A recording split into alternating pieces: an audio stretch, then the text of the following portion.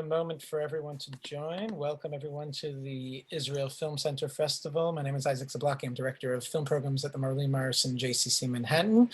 We're about to start our conversation. I just want to give a moment for everyone to get settled, look around for your friends, and then when you're done looking around, switch to speaker view so you can see everybody like you were watching them on the big screen. Let's kick things off for a minute with our trailer for the festival. That's a big topic. Give us I have bitten. How can you help me? 1, 2, 3, 4.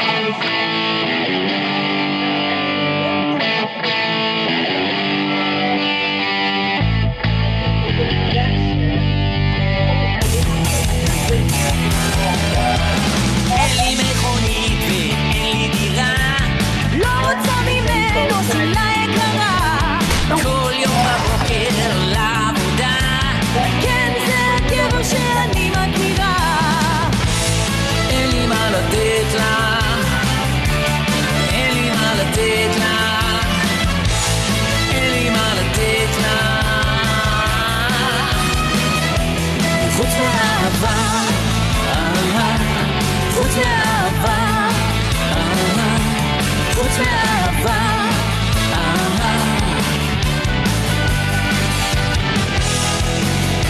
היא לא מגיעה ממשפחה שלה. Thank you all. Thank you for joining us. This is the conversation for the film Mossad. We hope you all watched it. Otherwise, there will be horrible spoilers that will completely ruin the movie for you. I'm just kidding. I don't think this movie can be ruined for you. It's nice to have a fun comedy out of Israel for this festival. I just want to mention, first of all, our partners and thank all of our partners. Go to our partner page on the website and check out all of our wonderful partners. I want to thank the Tzofim and Shevet Tapuach who were a part of this event as well, and many, many more fabulous partners. I'll try to point them out at different Q&As that we'll be having throughout the week. And just to mention also, tomorrow is the Electrifiers, Hamachashmelim. Please watch that film tonight and join us tomorrow at 5 p.m. for a conversation with the filmmakers. And now it gives me great pleasure to introduce the director of Mossad, Alon Gur Arye. Alon, join us. Do we have Alon here? Let's see if we see Here I am. And we Hello. hear it too. Excellent. And we also have the star of the film, who I'm sure you Just a know minute. very well. You give me a drum roll. Alon? Tsahi Halevi. He's I here did with it. us. I did it for him. There it goes. His internet connection is questionable. Okay. Looks good. This is going to be, from what I understand, a very interactive Q&A. Alon has prepared a lot of video clips, and we'll be sharing pictures of his family and pets. Yeah. Yeah, but thank Oh, you so much. you saw this lecture already, I see. You know all the lineup. All right. Always the same. Thanks for giving us such a fun film and such a good time. Of course, it's, you give credit to David Zucker in it, and it's very much in the spirit of Airplane, The Naked Gun, and all of those.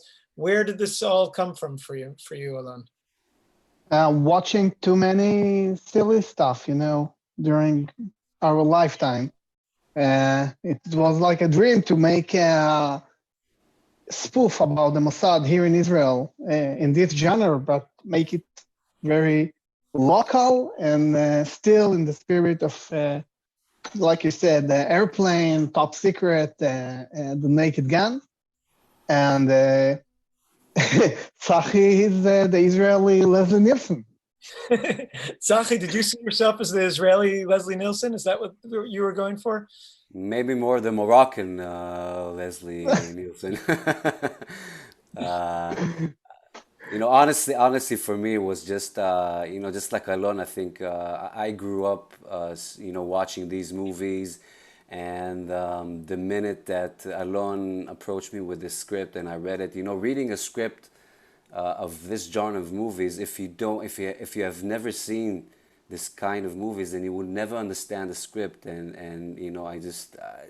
I read it and I totally could start imagining everything. So it was just an amazing gift that Alon offered me with this crazy movie.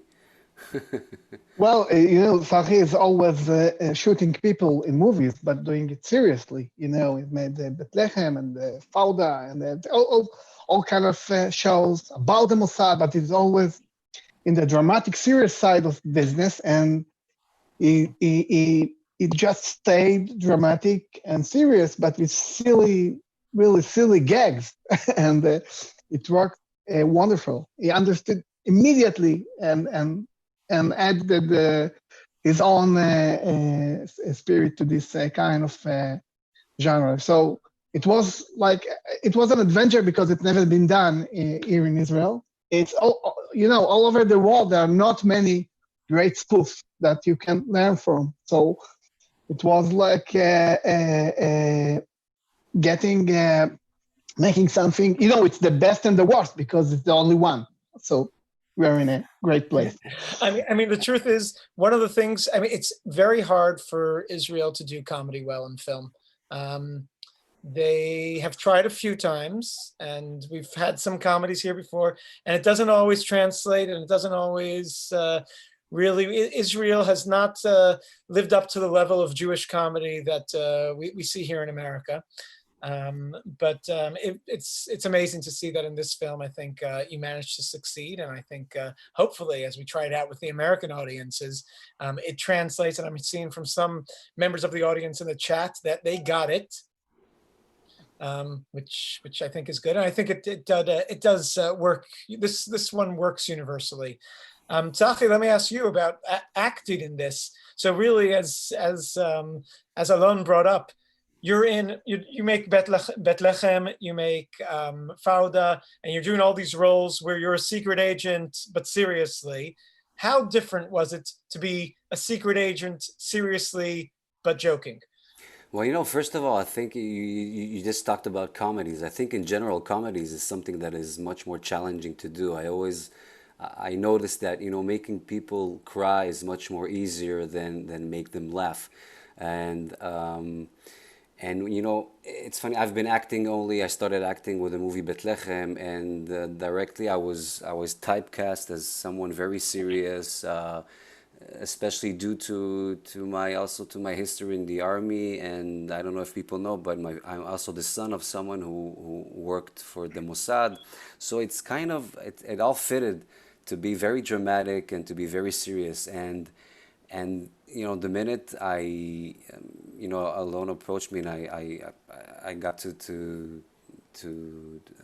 discover this movie, I think it was, like he said, and the minute it's written very accurately, and you just need to be you need to believe all the nonsense that you say, and this is what I took with me. I totally got that I'm talking a lot of nonsense, but just to believe in it. And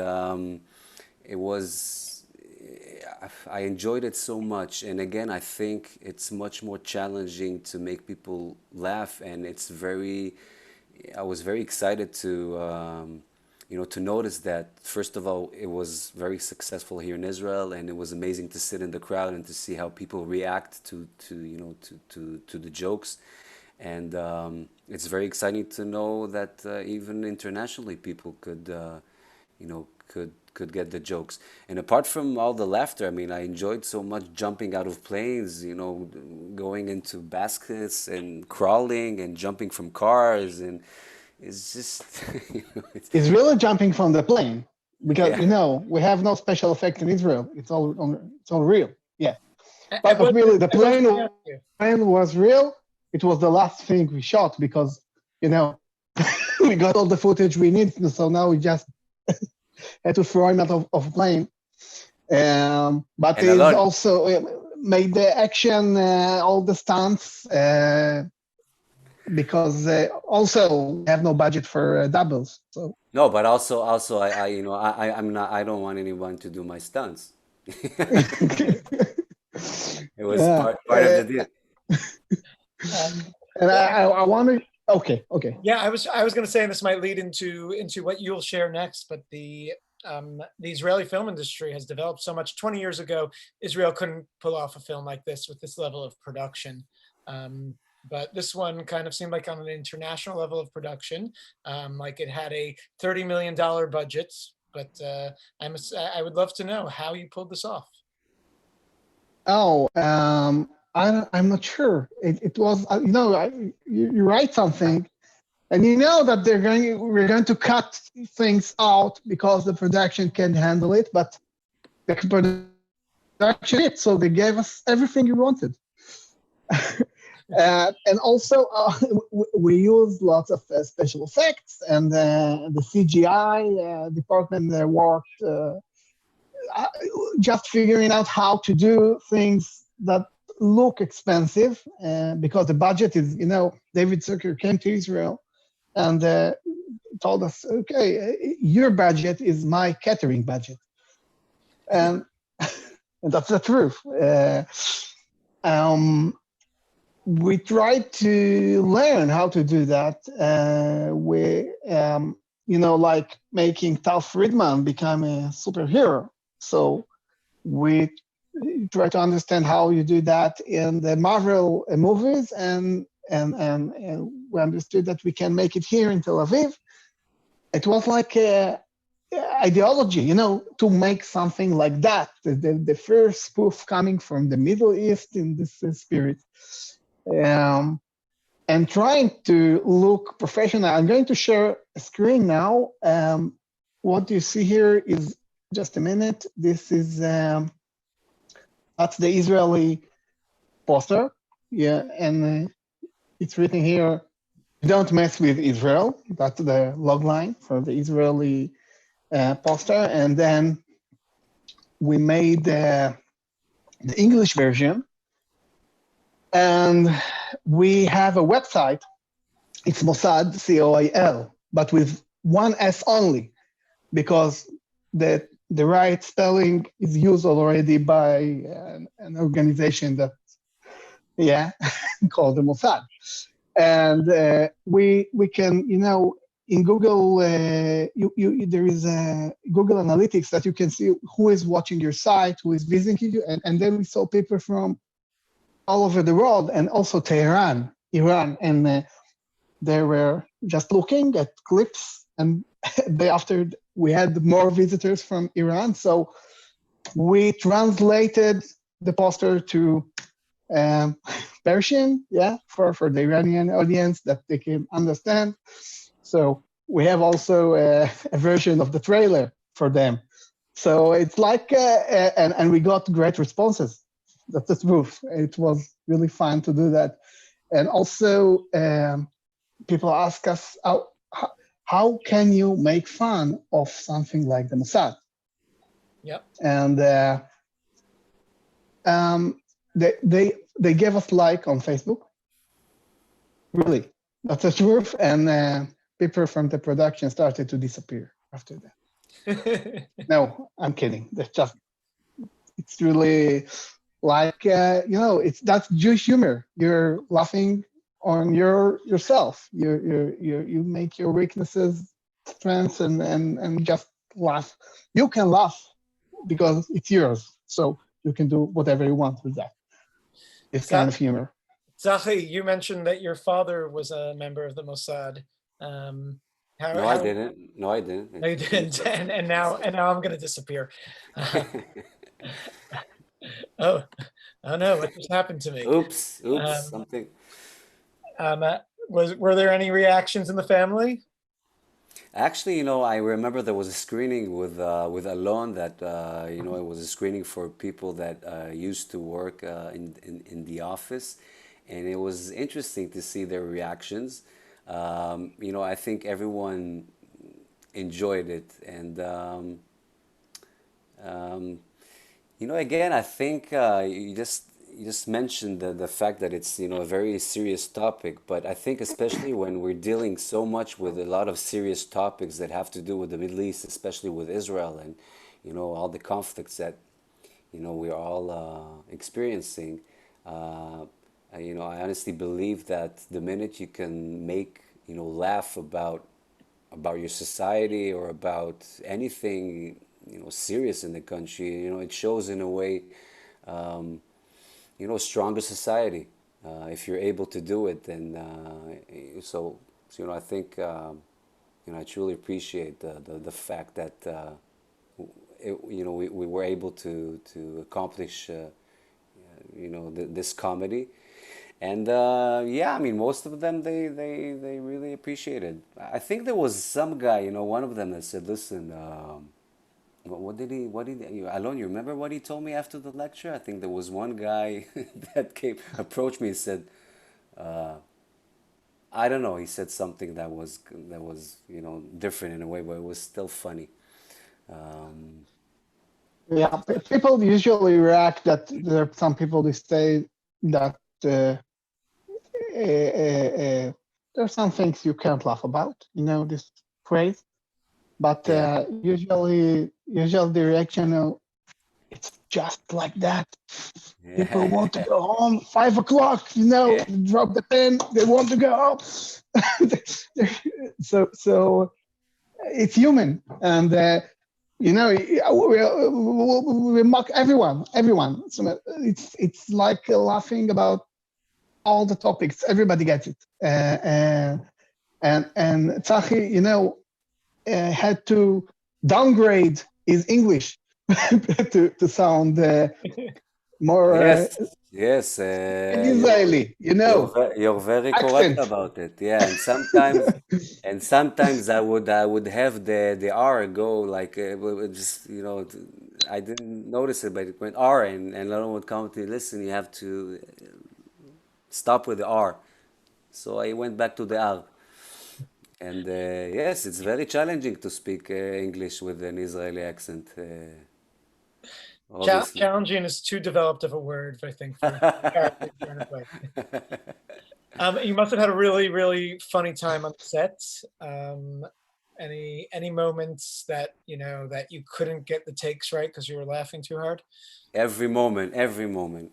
Like I remember one of the moments with the car with Tal Friedman when we were driving and we need to exchange places.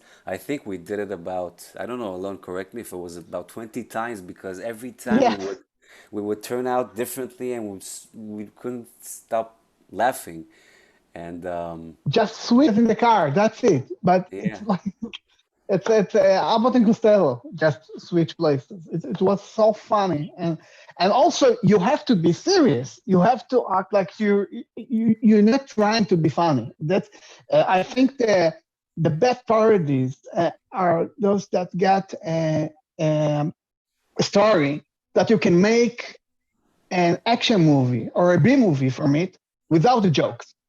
Just having a plot, a spy movie plot. So you don't have to push it. You just say this, being straight and we just when they got it, when Tsahi was serious and did it, well, he was making himself laugh, and then we had to stop. So and it was very funny for us, very sad for the producers.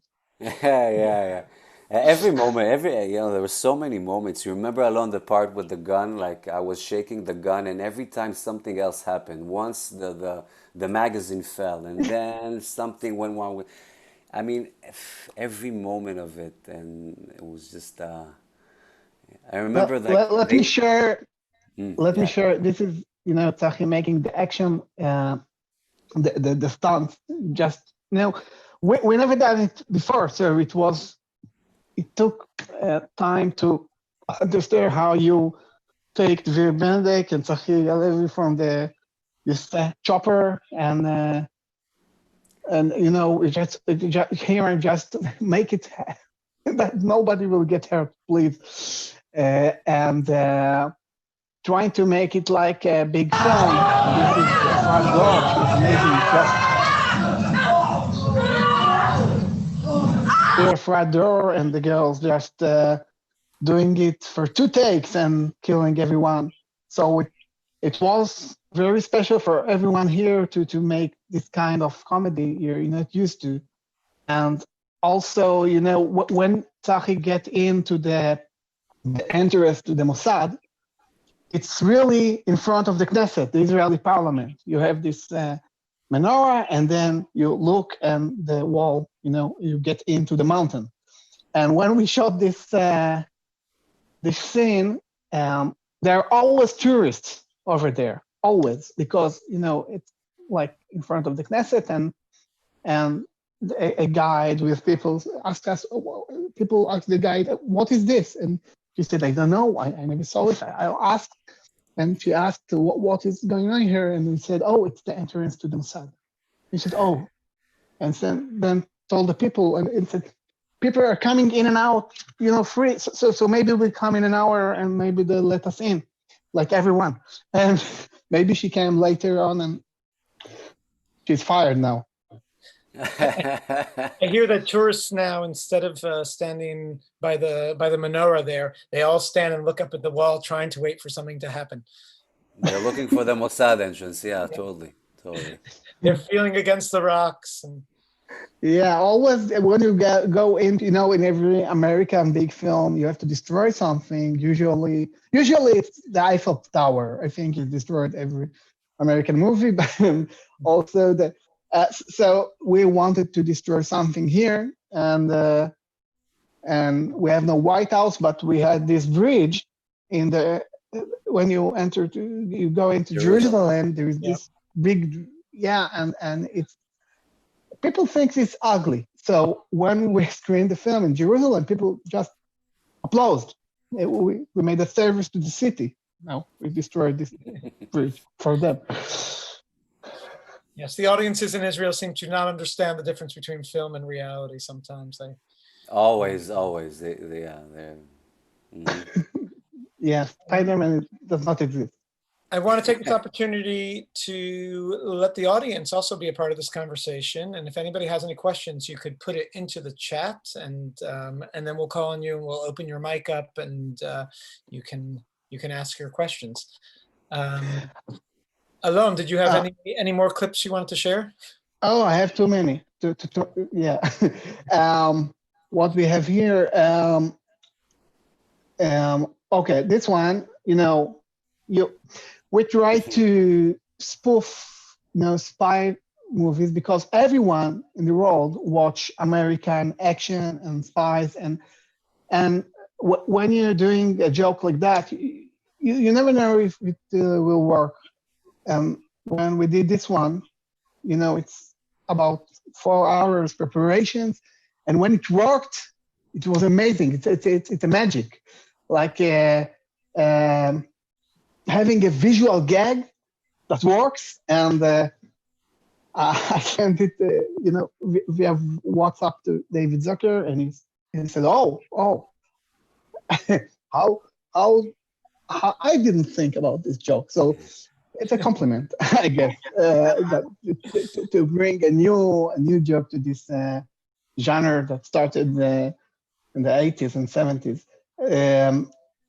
So it's pretty challenging. Not every every joke works. So you have to make storyboards to know how you do the stunts, and this it looks like the Lord of the Rings set, but now we just destroyed this helicopter.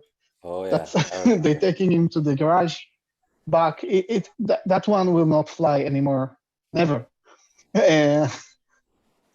But we tried our best to make an action scene here in Israel. Looks good. Fake it till you make it. I want to ask, before we take some questions from the audience, I wanted to ask, what's next for each of you?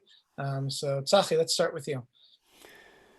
First of all, yeah, well, I'm there, with all of us with all the coronavirus and all that, but hopefully it's starting to reopen here. So there are two television series that I'm about to take part in, um, and some more projects in the near future. But actually, if we're talking with Alon, we also have like a lot of dreams together to keep on working together. Because I guess, the minute I got to know Alon with all his knowledge about comedy and all his craziness, then I said, okay, I'm not letting go until we do some more projects. So hopefully things will start, getting in advance. But I have some television series that are about to start now shooting. Right. Alon, what about you? Yeah, we're working on the next level of comedy coming from here. So two film projects and a series and a show. I hope, we'll get out and start shooting things soon. And together, Tsahi now is, we're in love, Oh I yeah, guess.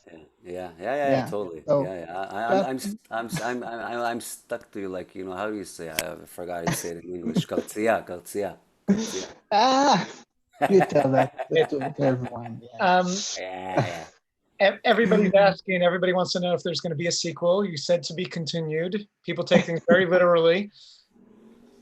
Yeah, we work on it.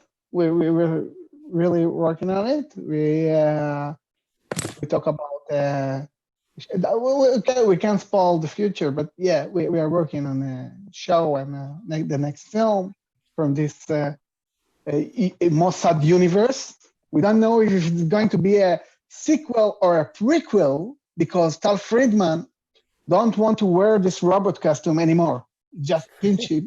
He asked us to make, Tal Friedman is a big comedian here, and he told me that, okay, make a suit. I don't care, but I want to pee freely.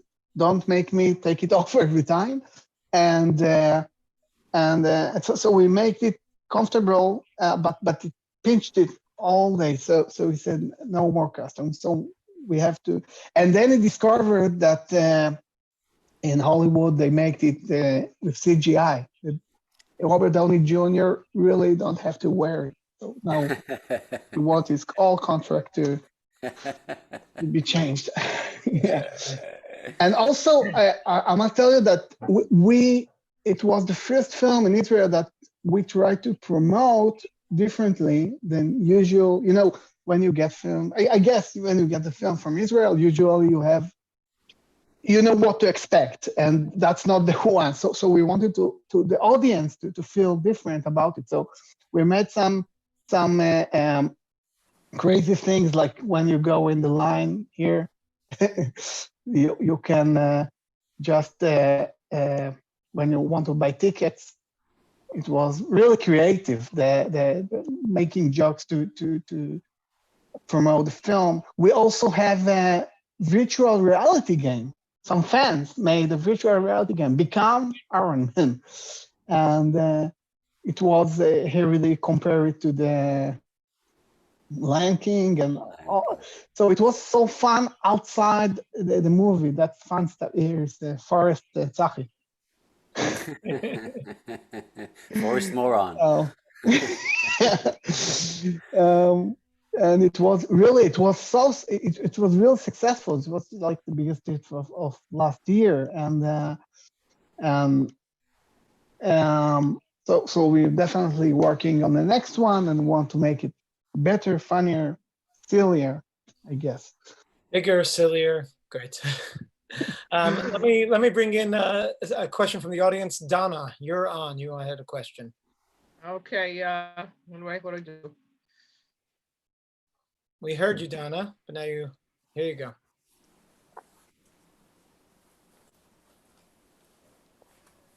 Donna, we hear you. You're unmuted. Oh, no, you're not. She's muted again. Can you hear me now? Yes, we do. Okay. I just wanted to know how you got Gila Alon Gur involved in this movie. I mean, I know that she is a renowned Israeli actress for a couple of generations now. So I want to know how she came to this project. Yeah, Gila Almagor is one of the,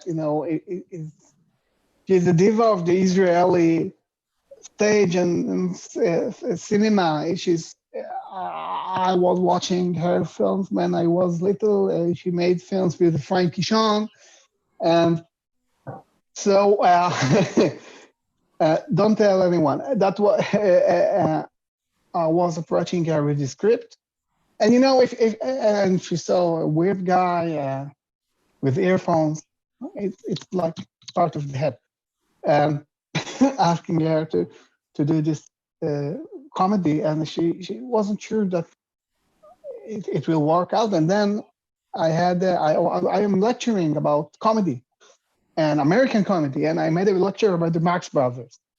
And someone said, Gila Almagor is in the audience. I said, oh, let her know I'm the guy from the script. I'm not stupid.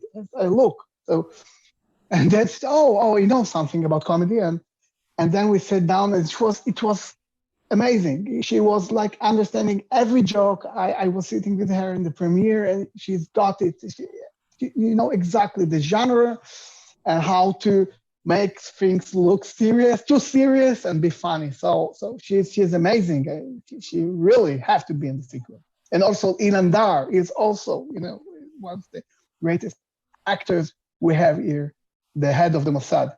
It's like, the Wizard of Oz. You get more friends during the way because it's a big party, and people, if you know this kind of films, you want to be part of it, I guess. So many cameos. It's really, the cast there is amazing. I just learned from Tsahi, for those who don't know, Tsahi's married to one of the bravest journalists in Israel. She's more than a journalist, she's an actress too, Lucy Arish. And she's in the film. Tsahi, you want to share? Yeah. People want to guess where she's hiding?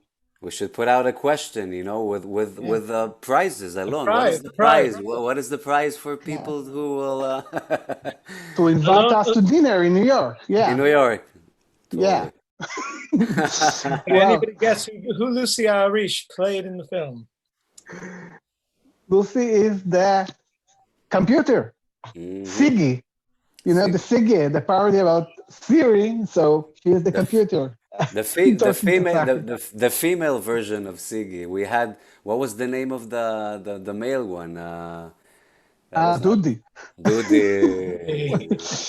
That's me. I'm the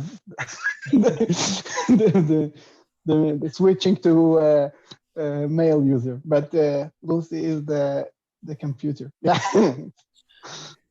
We have a question from David Weiser. David, you're on the air. So you mentioned, I guess, one Palestinian woman that we didn't know about. Did you consider including Palestinians in the film, or did you deliberately want to not make it political, which, of course, including a Palestinian would have meant? Well, I wanted American Hollywood stars, but we had no budget for it. So we just want to make the best movie we can. There's not a political statement in this film. Besides, we are all, I'm not using it's not appropriate to say, but we are all, everybody has a little, never mind where you're coming from. So we try to import some actors, but David Zucker came, and Efrat Dor was in Israel during the time of filming. Now she's in Hollywood, so we can say we made her a star, which is completely not true. But there is no we just got whoever really wanted to take part of this party. Let me follow up on that and ask, is there anything that's off limits? Is there something that in, let's say, the sequel, or when you were writing this one, you would say, no, we can't make fun of that? I don't think there is something you can laugh about if you're doing it right. It's right. I believe it's about any kind of comedy. You know, people make Life is Beautiful and MASH, and you know, it's like all over the place. The Great Dictator, just doing it right. But if you're not mocking anyone, you're not being trying to make someone to feel bad. You just want people to feel good about their weaknesses. That's the approach of, I think, any great comedy. So there is nothing out of limits if you do it right. If you do it right. Good. Let's Yeah, that's a good answer. Yeah, you can make a trailer from this. Push the limits. Okay, we have a question from Judy Hollander. Judy, you're on. Oh, this is very low level question. It could probably be in a movie. What was the language that the taxi driver was speaking? Was it Hebrew? He was mumbling, and the subtitles just said foreign language. The taxi driver? Yes. It's bad Hebrew.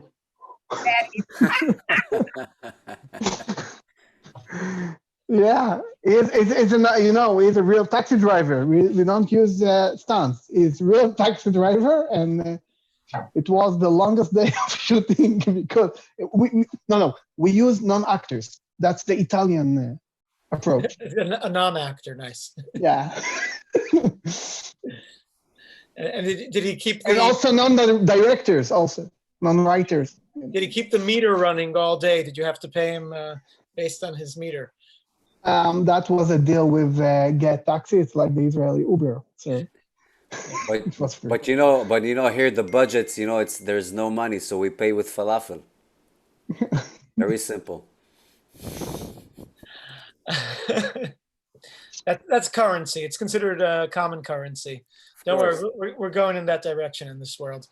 I'm just going to ask you one last question, and then we'll see if any burning questions from the audience before we sign off. But I want to know if there's anything that was cut from the film that is left on the editing floor that you can share with us that we might have missed out on. Oh, there's Tsahi. We was watching. It's the first time. It was, what happened to this joke? But I was great in this one. What happened to the movie? It's just leftovers. Alon, I think you can totally make another movie just from the leftovers. Yeah. Like of before the sequel, just have something in between.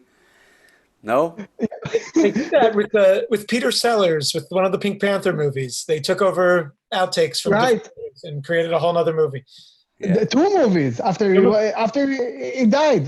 They made two of Pink, because this genre is you have to be always alert. You have to find the jokes behind, and when you watch it again, some people watch these films again and again. So you have to put things. So you get tired of watching more than 90 minutes. So you have to cut things out, even great stuff. And we have great stuff that we'll cut and we'll shoot again at the next film.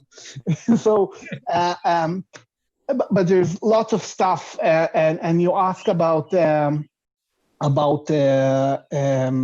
laughing. Yeah, I have here something that you can. It's just when you do this. Just a minute. Here, this one we just the bloopers.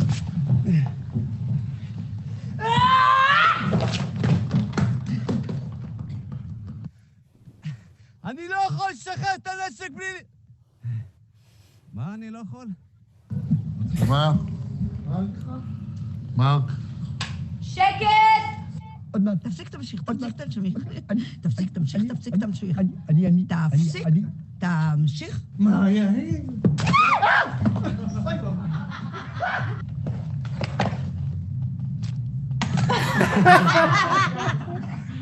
No kidding.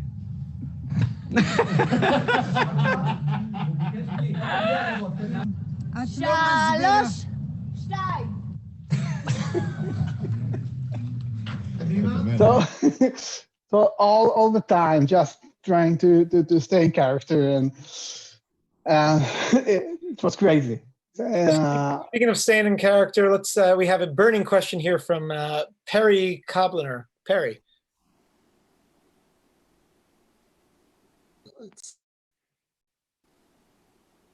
Hold on, Perry, you're muted. Oh, You're good.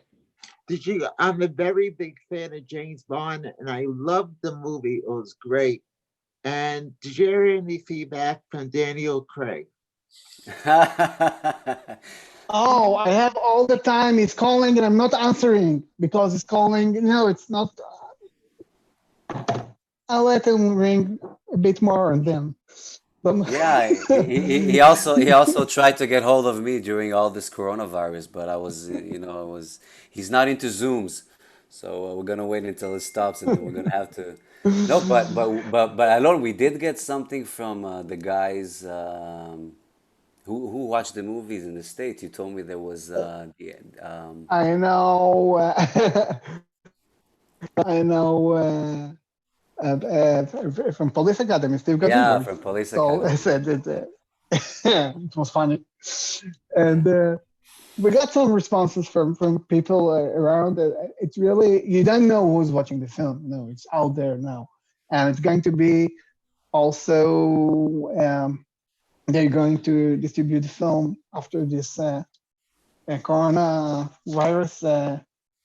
In some countries in the world, around the world, so we're really, just making the deals right now. So, but it's really exciting because we didn't thought about how international it's going to be, and apparently the film is I think 60% English and 30% gibberish and visual gags, which is international humor, and everybody in the world is watching American films. So I went to Mumbai in India, and they watched the film, and they said, "Oh, we just know it. Never mind, it's the Mossad, because it's always looking at the Americans, the CIA, and then we're like trying to be like them. So Israel and India for them. But when we had screening in LA, people said that." It was funny, they understood the humor, but they said it's strange that the Israeli guy, that Tsahi, is stupid and the CIA agent is the smart one, because they thought the CIA should be the stupid and the Israel should be the smart one. So, I don't know. Is there American distribution plans for this film? Sorry, again? Is there American distribution plans? Will this be released? Well, not yet. This period just holds everything, but we're talking about it. Hopefully. We'll see. Good. We'll follow up. Alon, Tsahi, thank you both so much for being here with us. Good luck with your projects. Feel well.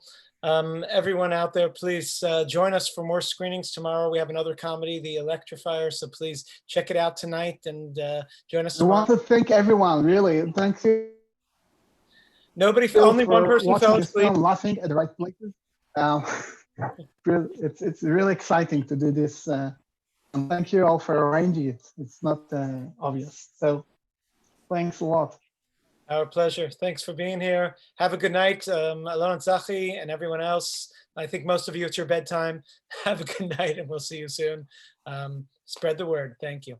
Thank you very much.